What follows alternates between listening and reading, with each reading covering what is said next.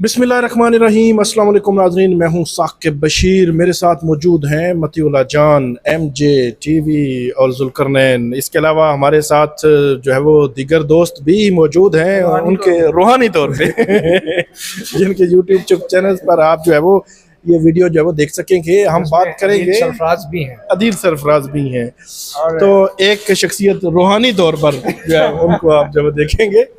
तो आज हम दो तीन अहम मौज़ूआत पे बात करेंगे। एक तो राना सनाउल्लाह जो इस हुकूमत के सीनियर वज़ीर हैं, उनकी जानिब से एक अहम और गैर मामूली एक स्टेटमेंट आया है, बयान आया है, जिसमें उनकी जानिब से ये कहा गया है कि इमरान खान की तरफ उन्होंने इशारा करते हुए कहा कि उनकी हरकतों की वजह से लगता है कि वो 14 साल जेल में रहना चाहते हैं। एक तो हम इस स्टेटमेंट पे बात करेंगे और इसका तनाजुर हम बनाएंगे राना सनाउल्लाह जो पीटीआई के दौर में खुद विक्टिम रहे, उनके खिलाफ एक जाली मुकदमा बना, उसकी बहुत सारे जो जुडिशरी के अंदर, सहाफ़ियों के अंदर, सिविल सोसाइटी, पॉलिटिकल पार्टीज़ के अंदर ये डिस्कशन रही कि इस किस्म के जाली मुकदमे पॉलिटिशियंस के खिलाफ उनको हिट करने के लिए, टारगेट करने के लिए नहीं बनने चाहिए।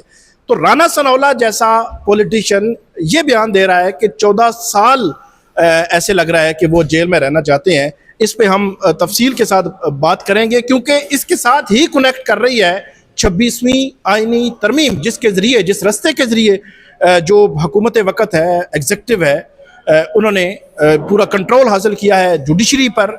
फिर ट्रांसफ़र जजेस आए, उसको भी इसी के साथ हम जो है वो कनेक्ट करेंगे।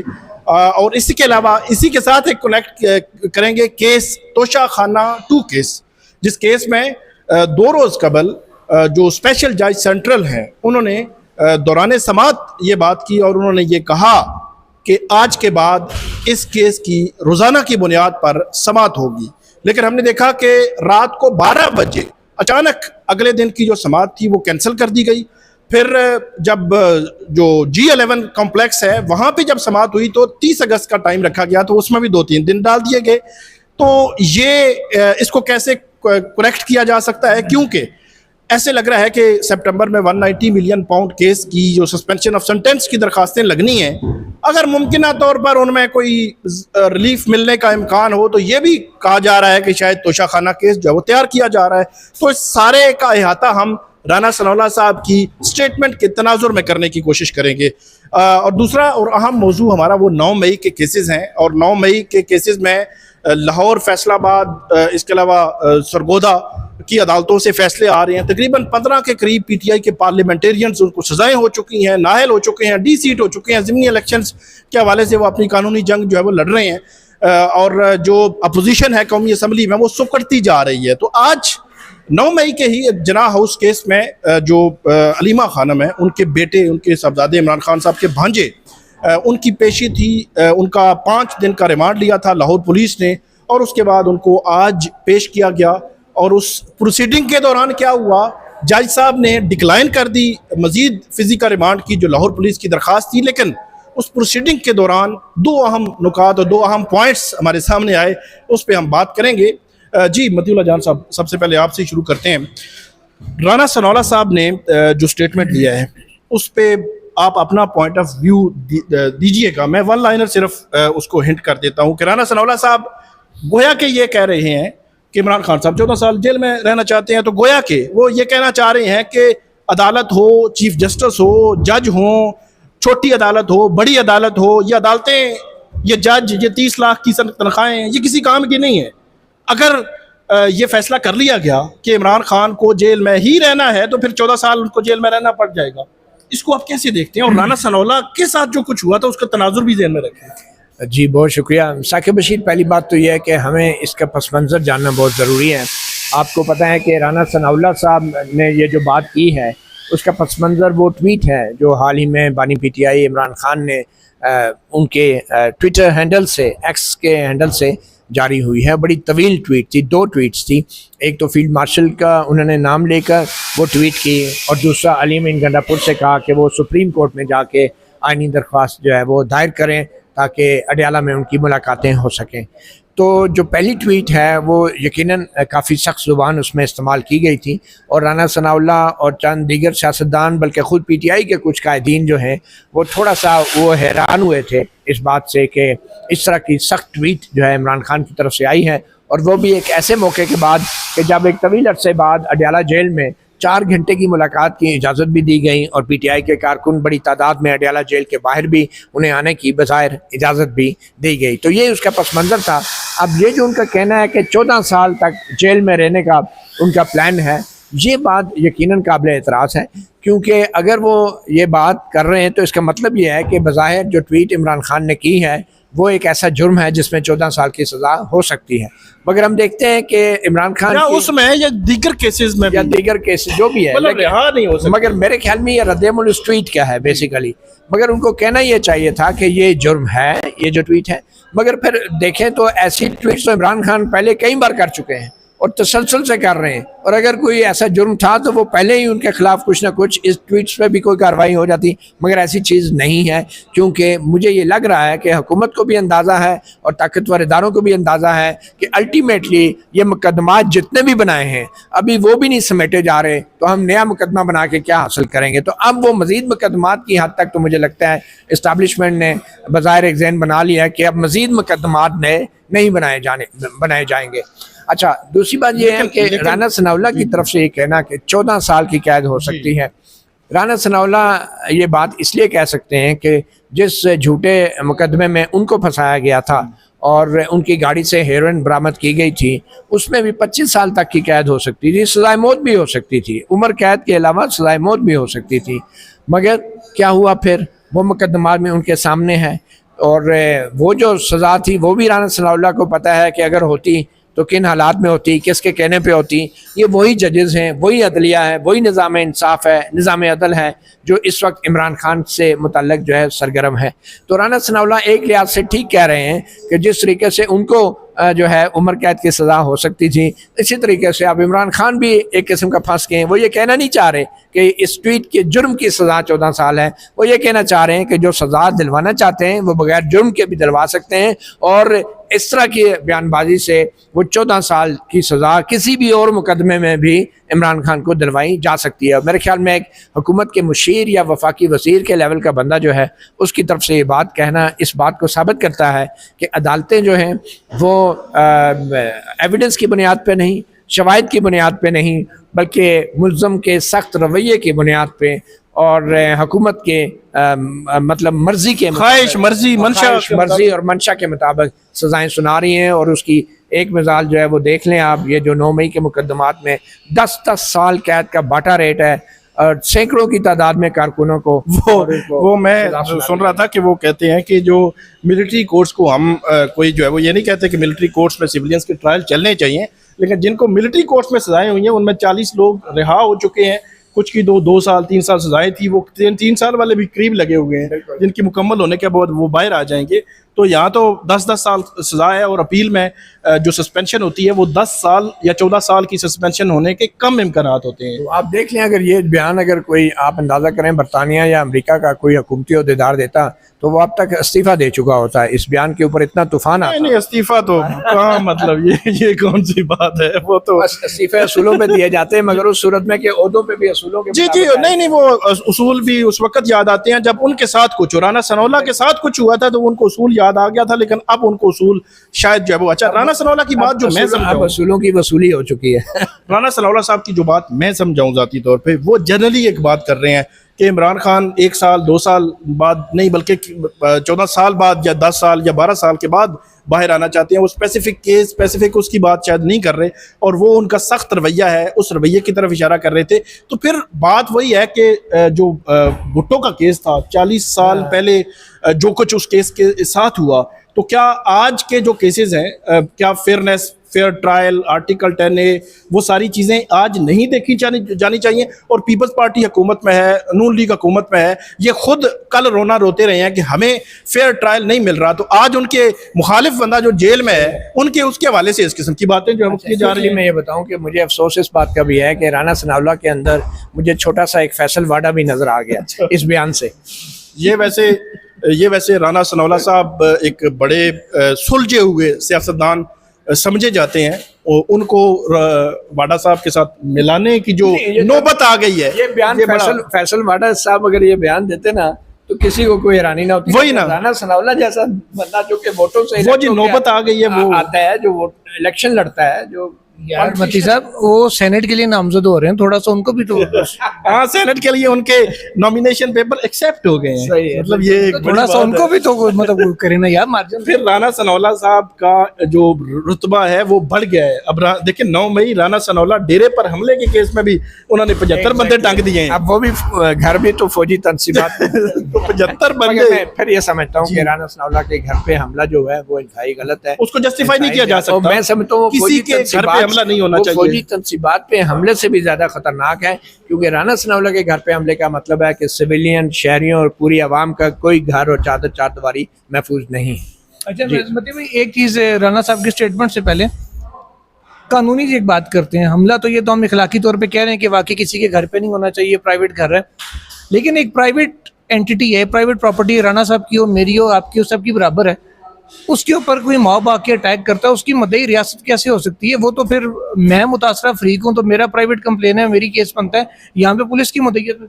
देखिए वो मिनिस्टर अगर हैं, मुशीर हैं हुकूमत में, तो डेफिनेटली वो फिर गवर्नमेंट के ऑफिशियल के घर पे हमला जो है उसका स्टेट, और मैं आपको बताऊं ये क्रिमिनल केसेस में बलवा जो होता है ना, इसके अंदर स्टेट डेफिनेटली पार्टी बनती है। ये कोई प्राइवेट कंप्लेंट इस पे नहीं होती कि मेरे घर पे कुछ लोगों ने हमला कर दिया, ऐसा नहीं होता। ये बलवा प्राइवेट मॉब अटैक है, और मॉब अटैक भी उस 9 मई नहीं, मॉब अटैक भी मुबैना तौर पे उस प्लान का हिस्सा था जिसके तहत इन सारी जगहों पे हमला होना था।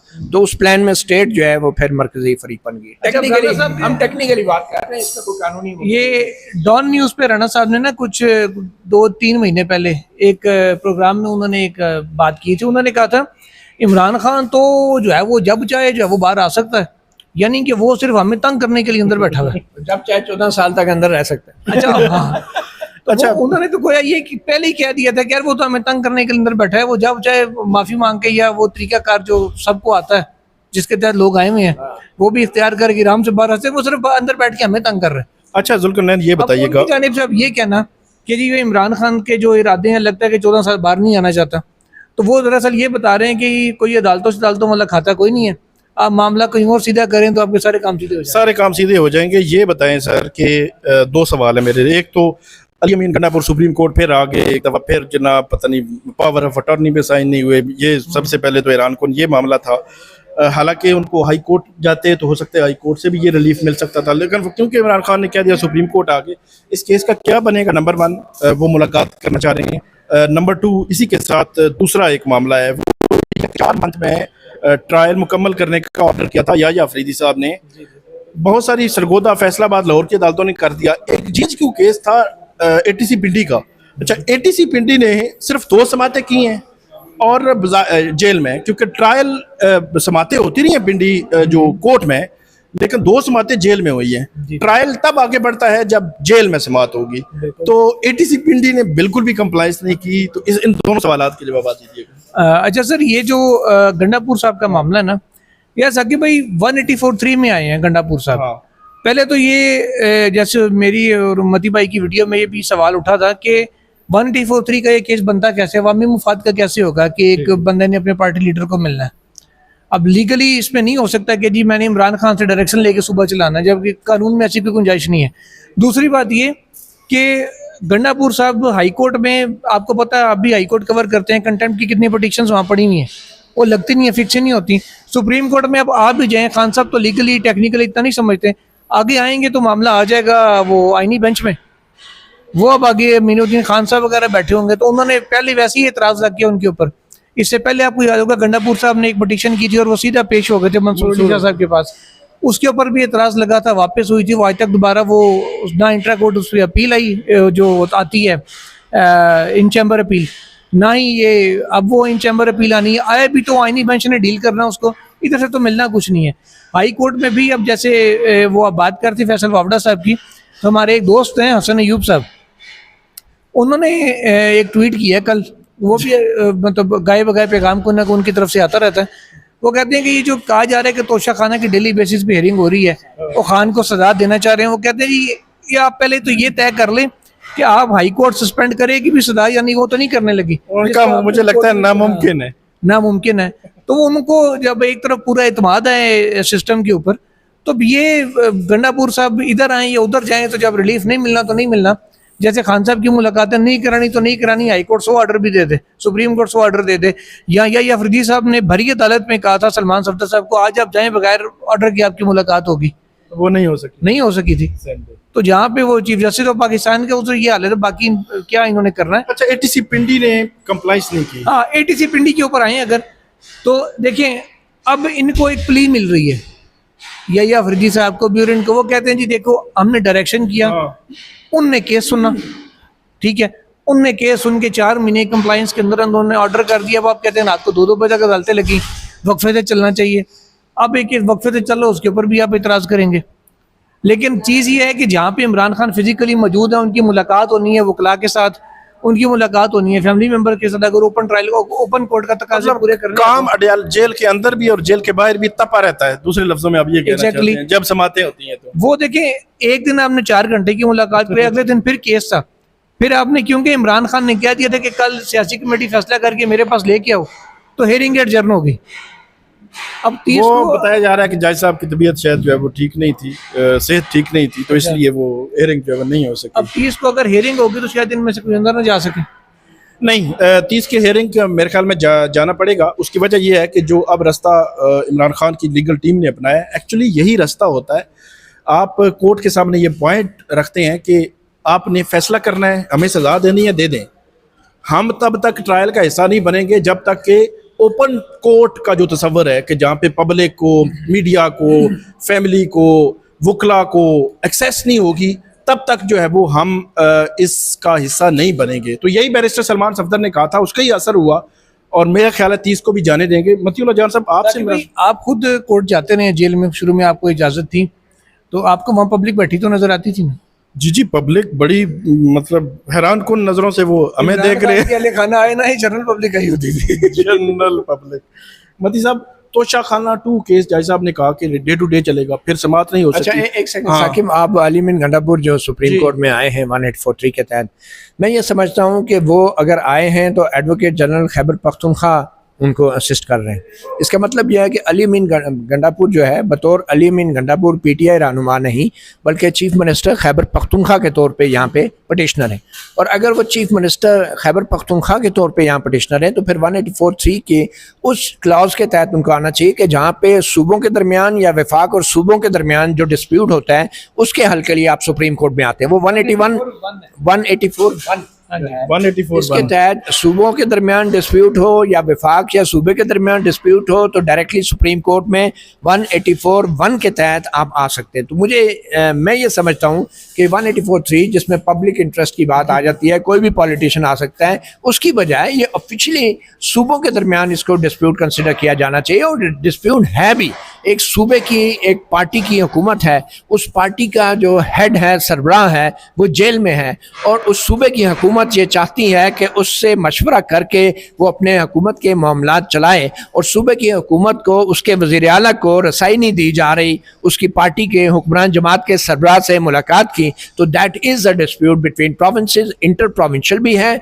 और प्रोविंस और वफाक के बीच में भी है। तो मैं ये समझता हूँ कि पंजाब को और वफाकी हुकूमत को पार्टी बना के खैबर पख्तूनख्वा की हुकूमत को 184(1) के तहत सुप्रीम कोर्ट में आना चाहिए, और सुप्रीम कोर्ट को इस बात को डिसाइड करना चाहिए कि क्या आइन के तहत नंबर 1, क्या सूबे की हुकूमत या वज़ीर आला जो है इस तरह किसी भी मुल्ज़म से, चाहे वो उसका पार्टी लीडर है कुछ, वो रसाई ले सकती है, मगर क्या उस मुल्ज़म का ताल्लुक जो है, अगर वो सज़ा याफ्ता है लट से, तो क्या उससे मशवरा करके हुकूमत चलाना एक जवाज़ बन सकता है, या फिर वो जो पार्टी का लीडर है क्या उस तक रसाई जो है वो लाजमी है एक सूबे की हुकूमत के लिए?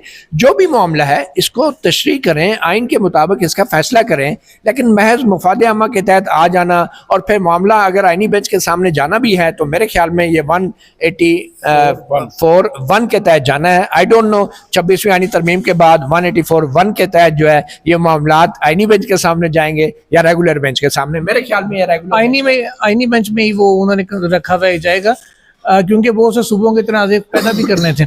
मती भाई, आप बहुत सादे हैं वैसे, आईनी बेंच ने ऑलमोस्ट साल होने वाला है इनको बने हुए, आईनी बेंच ने 8-9 महीने में 10 महीने में कितनी तशरीह कर ली हैं कि वो इसकी कर देंगे। आज तक वो मुझे बता दे जिसमें आईनी बेंच ने कोई तशरीह की हो। 9 महीने हो गए हैं अन्य बेंच को। तो 9 महीने च भी तशरीह बाहर नहीं आनी तो फिर देखिए ना, ये मेरे सामने है, ये आर्टिकल 184(1), इसमें क्लियरली लिखा है कि the supreme court shall to the exclusion of every other court have original jurisdiction in any dispute between 2 और मोर गवर्नमेंट्स। इसका मतलब ये है कि सूबों के बीच भी और सूबे और वफाक के बीच भी अगर कोई डिस्प्यूट होता है तो सुप्रीम कोर्ट की ओरिजिनल जुरिस्डिक्शन बनती है कि वहाँ पे डायरेक्टली आप आ सकते हैं। मैं समझता हूँ कि अली अमीन गंडापुर को बतौर चीफ मिनिस्टर, बतौर खैबर पख्तूनख्वा सुप्रीम कोर्ट में पंजाब को और वफाक को फरीक बना के यहाँ आना चाहिए। तो उसकी लीगल टीम को बिल्कुल पता नहीं है, एडवोकेट जनरल को चाहिए कि वो इसके ऊपर उनको ज़रूर इसको कंसिडर करें और मशवरा दें, क्योंकि 184(3) की पटिशन तो वैसे ही है ना कि जैसे अली अमीन गंडापुर कर रहा है और ये कोई चीफ मिनिस्टर नहीं है। एक अहम डेवलपमेंट एक और हुई आज रावलपिंडी में इंसदाद दहशतगर्दी अदालत में। इमरान खान के ये सितंबर अक्टूबर नवंबर पिछले साल 2024 के 7 केसेस थे।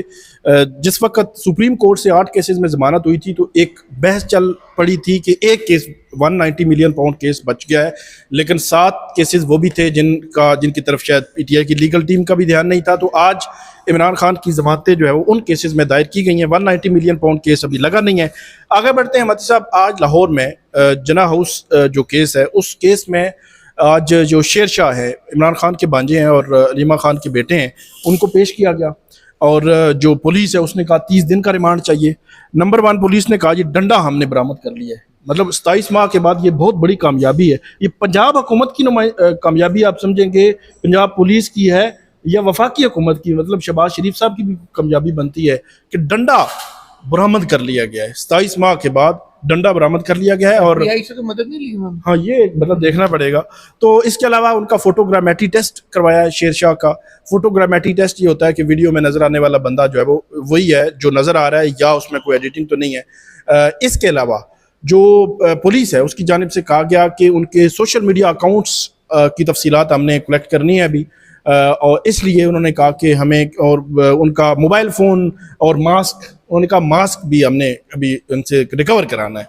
तो बहरहाल अदालत ने उनको रिमांड नहीं दिया, फिजी का रिमांड नहीं दिया और उनको जुडिशल पर जेल भेज दिया। उनकी ज़मानत भी दायर हो गई है, उसमें मेरे ख्याल में नोटिस भी 2-4 दिनों के लिए हो गए होंगे। अब सवाल मती साहब ये है कि एक तो पुलिस ने डंडा बरामद किया है, फोटोग्रामेट्री टेस्ट करवाया है, इसको आप कैसे देखते हैं? और साथ ही जो अलीमा खान के ये साहबजादे हैं इनके हवाले से हमारे कुछ दोस्त भी कुछ जो है वो सोशल मीडिया पे बात कर रहे थे कि उनके कुछ स्पेसिफिक कोई अकाउंट्स हैं जो एंटी स्टेट एक्टिविटीज़ में मुलविस हैं और उनके पीछे वो है। तो आज पुलिस ने कहा है तो हमने तो अभी उनके सोशल मीडिया अकाउंट्स छेड़े ही नहीं है, वो तो हमें उनकी डिटेल्स चाहिए। तो इसको आप कैसे देखते हैं? देखिए साकिब, पहली बात तो ये है कि हमने देखना है कि शहरियार बता रहे ना नाम, शेर शाह साहब पे इल्ज़ाम क्या है? क्या इल्ज़ाम जो है वो डंडा लहराने का है या कुछ और लहराने का है या किसी और को कुछ और पकड़ाने का है? तो ये हमें देखना है। और क्या फिर डंडा ही इस केस में एविडेंस बनता है या जो कुछ लहराया गया, जो लटकाया गया या पकड़ाया गया वो भी एविडेंस के तौर पे पेश होना चाहिए? पहली बात तो ये, अगर वो पेश नहीं करना चाह रहे तो ऑब्वियसली मुझे लगता है कि फिर पुलिस जो है थोड़ा सा सिर्फ डंडे तक अपने आप को महदूद रखेगी और इससे उनका अपना केस कमज़ोर होगा। मगर अफसोस इस बात का है और सितम ज़रीफ़ी ये देखें कि अगर उन्होंने इस डंडे के अलावा कुछ पेश करने की कोशिश की तो फिर बयानिया भी कमज़ोर होगा और केस भी कमज़ोर मज़ीद हो सकता है, उसमें फिर मजाक भी बनने की तवक्को है। तो मेरा ये ख्याल है कि उस पर एग्जैक्ट इल्ज़ाम को अगर आपने साबित करना है तो फिर सारे के सारे शवाहिद पेश करने चाहिए, सिर्फ डंडे से काम नहीं चलेगा। और वो जो है मुझे लगता है पुलिस गुरेज़ा है वो पेश करने से, फिर क्योंकि जो कुछ मज़ीद भी पेश किया जाएगा तो कौन किसकी तहवील से क्या बरामद हुआ, कौन सी शय किसके इस्तेमाल थी, फिर सारों को बुला के उन पर जरा हो सकती है। तो मेरे ये ख्याल है कि इस केस के अंदर थोड़ा सा पुलिस खुद भी फंसी हुई है। 5 दिन का रिमांड था, उन्होंने पैगाम देना था, मैसेज देना सवाल सिंपल सा था कि 27 माह बाद क्यों गिरफ्तारी की है? तलाल चौधरी समेत हुकूमती कोई वजीर भी इसका जवाब नहीं दे सका कि 27 माह बाद आपने क्यों गिरफ्तारी की? मेरे ख्याल में वो बैरून मुल्क नहीं चले गए थे, आना जाना कह रहे हैं, ठीक है ना, आना जाना लगा हुआ था वो बीच में बैरून। यार एक और होता है ना कि किसी को मुलजिम बनाना है, अदालत के सामने उसके वारंट लिए जाते हैं, इश्तिहारी करार दे दिया जाता है, कहीं को लिखत पढ़त होती है ना। उन्होंने कहा है 22 अगस्त 2025 को एक गवाह ने बयान दिया है कि ये बंदा भी मुलविस था, उस गवाह के बयान पर जो है वो उसको डाला गया है। ये आपको याद है ना कि ये गिरफ्तारी है सुप्रीम कोर्ट में जो 8-9 मई के मुकदमात में इमरान खान की जमानत की जो थी उसके फौरन बाद ये गिरफ्तारी हुई, ठीक है। और वो बज़ाहिर ये शो किया गया था कि ये एक रद्द-ए-अमल है सुप्रीम कोर्ट के 9 मई के केस में इमरान खान के 8 मुकदमात में ज़मानत का एक रद्द-ए-अमल है। तो तासुर ये भी मिल रहा था कि शायद ये पैगाम भी दिया जा रहा था हुकूमत या इस्टेब्लिशमेंट की तरफ से कि 9 मई के ऊपर इस्टेब्लिशमेंट अपने बयानिए पे कायम है, उसके बयानिए में कोई लचक नहीं है, कोई इस पर समझौता नहीं होगा, और इसलिए एक रद्द-ए-अमल के तौर पे उन्होंने ये गिरफ्तारियां की और पीटीआई को ये पैगाम दिया कि 9 मई के हवाले से अभी भी हम पीछे नहीं हटे, जो लोग गिरफ्तार नहीं हुए थे उन्हें भी गिरफ्तार करके हम सजाएं दिलवाएंगे।